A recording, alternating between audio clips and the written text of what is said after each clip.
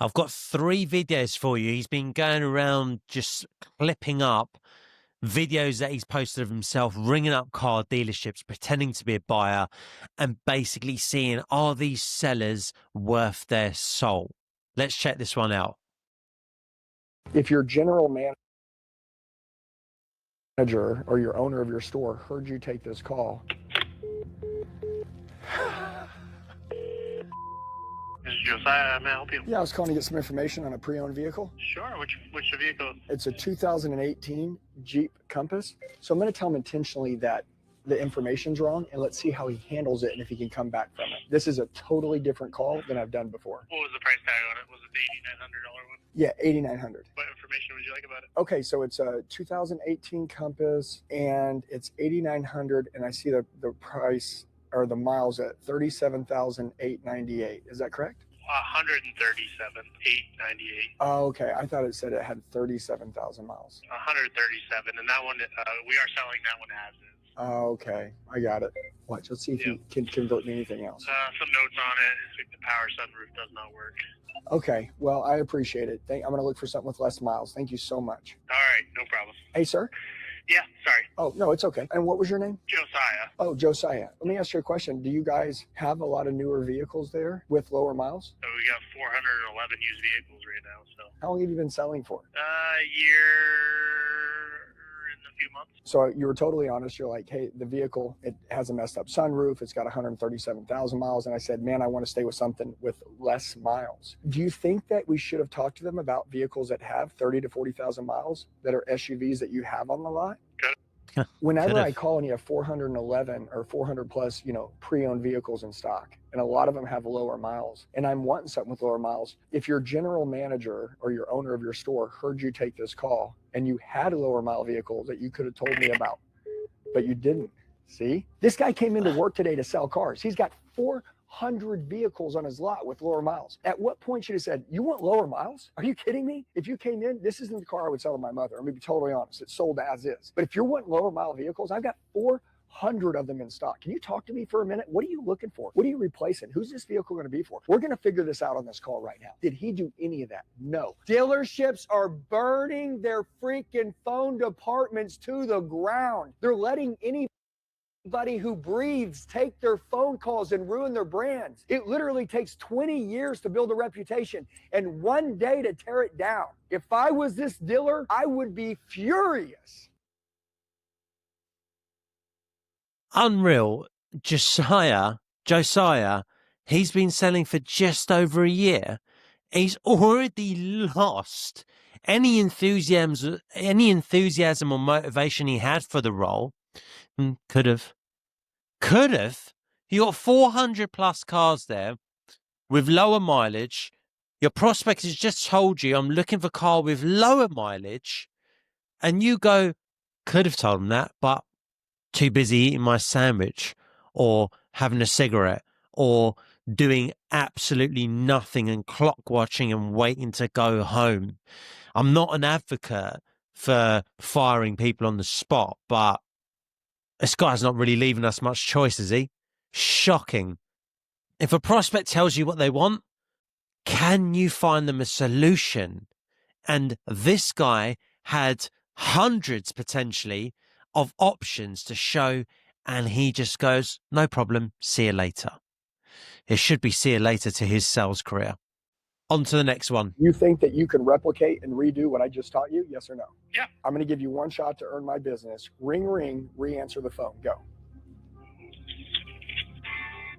Sales, how can I help you? Yeah, I was calling to get some information on a vehicle I saw on the internet. Yeah, sure. What vehicle are you looking at? Yeah, it's a 2024 Bronco. Yeah, 2024 Badlands. Did not get my name. Under 5,000 miles on it. No big deal. Nobody does anymore. Yep. What questions can I answer for you, sir? Yeah. So is it nice? Come on, man. Like, oh yeah, super nice car. I mean, it's your top trim level there. I'm gonna go look at another one. It's a little bit cheaper, and then if I don't buy it, I'll call you guys back. Okay? Yeah, I mean, definitely give us a call. We'd love to earn your business on this one, sir. Okay. Well, I appreciate it. What's your name? Nick. How long have you been in sales for, Nick? I have been in sales about 6.5 years. Wow, it's a long time. How old are you? 34. Dude, I love that. Okay, well, listen, you didn't get my name. the whole conversation. Did you hear what I said? Very good point, sir. What's your name there, sir, so we can follow up with you here in Well, number one, my name's Tom, but secondly, you didn't paint the picture. Tell me how nice it was. I know how nice it is. I actually drove by and looked at it myself early this morning before anyone came into the dealership. And so I was calling and I thought, this is going to be an opportunity for me to see how I would be treated if I walked in and wrote a check for it. And so it's not necessarily that I want to get a better deal or the price is too high or I saw one cheaper. It's just that I want to feel important when I'm spending money. And that didn't happen on this call. Now, let me ask you a question. Would you like me to train you for a minute so that you never miss a deal again? Sure, go ahead. Where are you calling from today? Have you had the chance to drive one of these yet? What do you currently have now? Are you trading anything in? We love trade-ins. Tell me what you got. You could have done all this stuff. Yeah. I'm going to give you one shot to earn my business. Ring, ring, re-answer the phone. Go.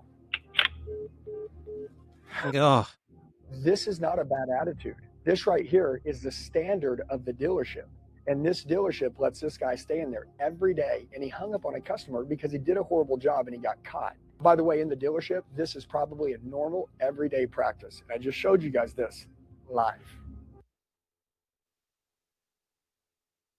yeah. I mean, what do you say about that? This guy, firstly, didn't get a name. Why do you get a name in any form of life, walk of life, sales? Life is sales. The name is so important. Why? Because what's the most important word to any particular person? It's their name.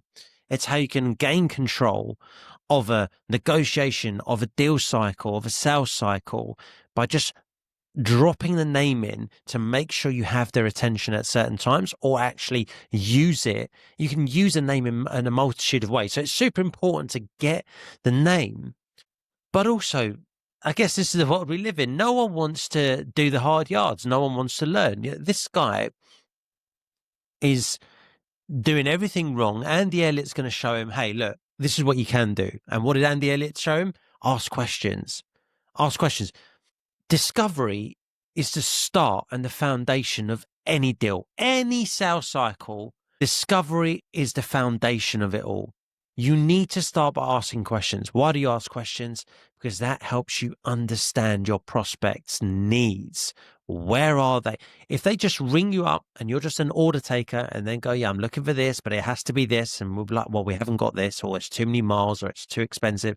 Nothing I can do on price. All right, I'll go elsewhere. Okay, no problem. Have a good day. That's not sales. Yeah. Ask them, well, what exactly are you looking for?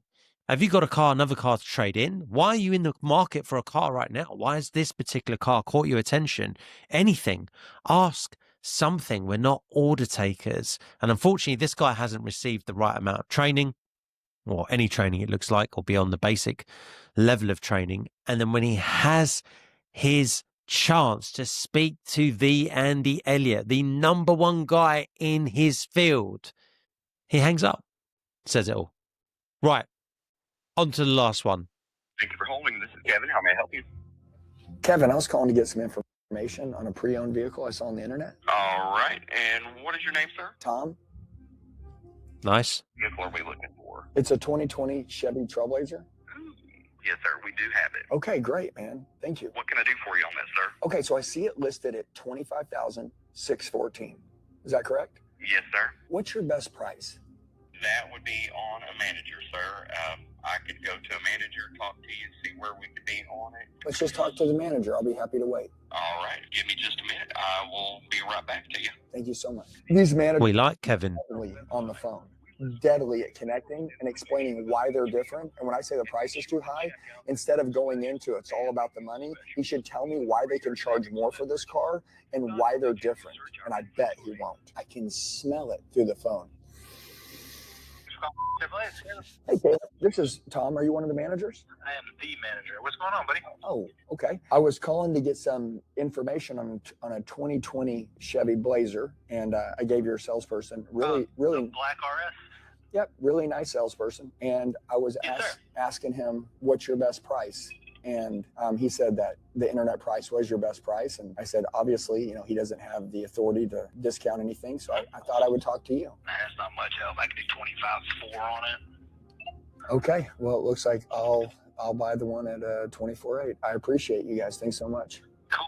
No problem, man. Have a good one. Bye. Okay. Number one, he didn't ask me if I had a trade-in. He didn't ask me if I was financing the vehicle. He didn't ask me, hey, Andy, let me ask you a question, okay? I would be losing money if I matched that price. I'm just going to be totally honest with you. I got to figure out how to make this make sense somewhere, but I want to earn your business. I have extended warranties. Since this is a 2020 with 48,000 miles, I have some extended warranties. And I know that, this is lower miles, but you want to make sure this vehicle is protected like a new one. If I could get you in my finance department and you'd be willing to finance with me, I think we could probably put this together some way, somehow. Listen, you've called me. Clearly, you really want this vehicle, or you want to ask the salesperson to get me involved. So if this feels right and 24.8's the number, if that's what you're telling me the number is, I can't sell it for that, but maybe I might be able to try to get close to matching that if we can talk about some other areas so I can make it make sense to my company so I don't get in trouble for losing money on this deal. Could you imagine how far managers would get if they would work with customers like this, but they don't? You've got a guy willing to buy, but it's all come down to price. Now, how can we relay this to SaaS sales? Well, in the fast-paced world of SMB, velocity-driven sales, for example, and you come across a price objection, or it's all down to price, what's the best price you can do for me? It's give and take, right? Well, how quickly can you move, right? But you can ask it in a better way. For full transparency, there's three things my SLT care about. A, B, C. C being the biggest lever you can pull, that is speed to signature. We're a velocity-driven business. Outside of keeping the product up to date, myself and the rest of my sales team are the biggest expense of the business. If we can shorten up those sales cycles, we make a saving. Happy to pass that on to you as a massive thank you for moving quickly and working with us on this. So, question back to you would be, if we can hit the right mark, including the right terms and conditions with the right price point, would you be able to sign off by close of play Friday? Do something when it comes to price. You can't just be like, oh, it's too expensive. Oh, okay, cool. All right, no worries. You're going to go buy a cheaper option. In a transactional sale, you need to get something back. In this Andy Elliott video, he might not be able to hit that price point, but ask questions around it. Okay, look, well, have you got a car to trade in? Because then actually that we can move the price on that. I need to make sure, that I'm not giving this car away and we're making a loss on it. My SLT won't let me do that, but there are certain levers we can pull. There has to be. And this guy's not mentioned a single one of them. He's basically just lost the deal there on the spot if that was a real call.